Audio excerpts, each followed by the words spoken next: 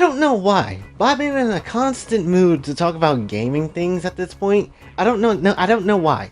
I really don't know. I'm a whole ass anime channel, or at least I try to be, and I'm talking literally about other things that's not necessarily anime. Well, I mean, games and anime can go together, so I guess that could be like a thing. But still, at the same point, this has nothing to do with that. Essentially, I just kind of want to talk about the price of gaming.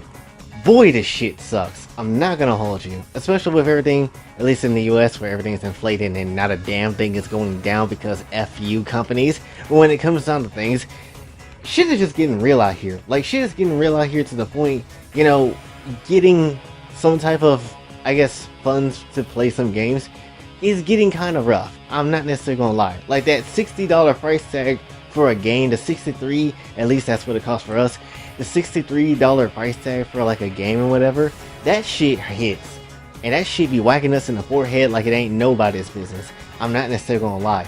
Like, at this point, and then you got games like coming through that's trying to cost $70, I'll be completely honest with you. If the game is not Kingdom Hearts, anything Kingdom Hearts related, I refuse to pay for a $70 game. That just is what it is. A game that's currently, you know, normally priced at $59.99, that goes into the $63, $62 type of thing, then I will consider it, and maybe if the game is good enough, I will purchase it. But even then, that's still like hurting the hell out your wallet though, or at least hurting the hell out of mine, because I ain't gonna necessarily hold you. Once I buy Street Fighter tonight, you know, that shit gonna take a massive hit, because you're probably thinking, well, don't you have a whole 100? Yes, I do. However, that shit is going towards bills, and I have to put that down, so damn it, and I ain't gonna have enough money for rain code, which is gonna be some nonsense for the end of this month. But anyway, when it comes down to things, that $70 price tag, it's not helping anything, honestly. Street Fighter's not necessarily $7, it's the same traditional price,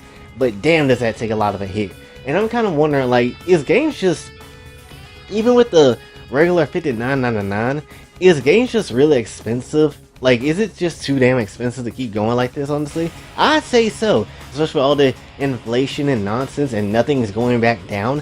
I would very much say so, honestly. And when it comes down to things, I would personally say that a game should no more really cost base-wise, because you're not like you're getting extra shit. And let's be honest, more shit is going digital these days, and honestly, a lot of people don't really buy physical stuff unless they just really want to collect it, or they just want the extra stuff that come with it. If I had a choice, I would like to buy physical games, because I just like memorabilia type of stuff, and, you know, preserving stuff like that.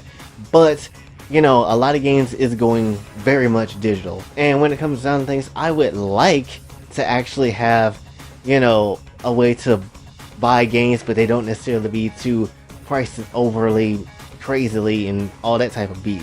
You know, at this point, I think with, you know, inflation and everything kind of whooping everybody's asses, definitely I say that, you know, games should be more $50, and that's kind of it. Base game, because again, you could just basically, especially, here's the thing I don't necessarily understand.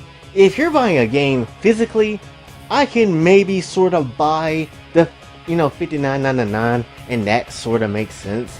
But if you're buying it digitally, all you're doing is just getting data and putting that data to your data on your you know, console or your computer or whatever. Why is digital games costing the exact same price, if not sometimes maybe just a little bit more, than actual physical copies of games that you have to ship out, put on disc, and, you know, do all that sort of thing? Why is that quite literally like how that goes, honestly? Now, don't get me wrong, there are sometimes I'm gonna buy a game online, especially if it's on sale. I'm gonna buy it online, because a lot of times if you buy a game in the store, they are not necessarily, you know, gonna be having that sale type price and stuff like that, unless it's just a special day of the year or something like that. But if you're trying to buy and save money on some games and stuff, wait for the shit to go on sale. I would honestly argue that buying games at a full $59.99 at this point kind of don't need to be a thing. You should just wait and save your money, honestly. And don't get me wrong, I completely understand if there's like a certain game with a story, or a game that, you know, is really exciting and you just want to go get it in, you just gotta go get it in. I understand. Kingdom Hearts, again, is gonna be the exact same way. I don't want to pay that $7 price tag, because $7 is bullshit. But I ain't gonna necessarily hold you. Yeah, when it comes down to things, you know, that's one of those games I'm gonna have to pretty much practically get because I need to know what happens right then and there. Especially with, you know, waiting around, and I like looking up Kingdom Hearts content all the time. I'm gonna get recommended some Kingdom Hearts content, some spoilers and leaks and stuff gonna happen, and then that's just gonna, you know, bombard me in the worst possible way. You know, hell, when Kingdom Hearts 3 came out, I had to literally avoid, you know, online like the plague, and basically beat the entire game while trying to be online too damn much. That's literally how it kind of is, honestly, at the time when, you know, a certain game with story and stuff come out. So there's gonna be exceptions to that rule, but still, you just wish it wasn't no $70 ass exception to that freaking rule though. So again, like I said before, if you're gonna buy a digital game, that shit should be low. Hell, I even argue if you buy a digital, that shit should be like $40 to maybe $45 at the most, right? I even argue that shit.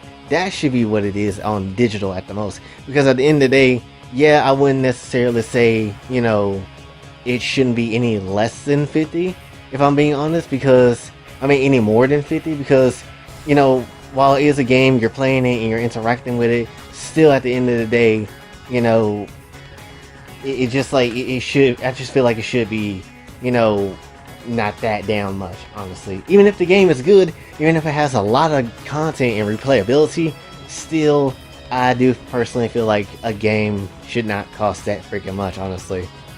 Like, again, especially in this moment in time where everybody is literally in inflation, and where prices are not going down and they kicking everybody's ass. This is why I don't have Patreon members, which is some nonsense.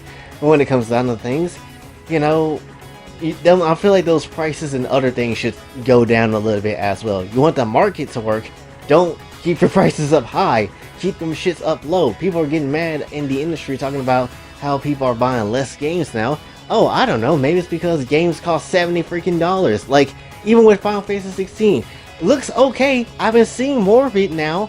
I'm honestly kind of somewhat hyped for the game, but if it wasn't for Raincoat, I wouldn't, you know, I would probably put some money towards 16. However, I can't necessarily freaking do that because the whole pricing of the game, number one, and, you know, two, I don't have money, and that's more of a me problem, but still, regardless, I just don't want to pay $7 for the game, so I would rather wait or watch somebody else play the game instead of me buying it.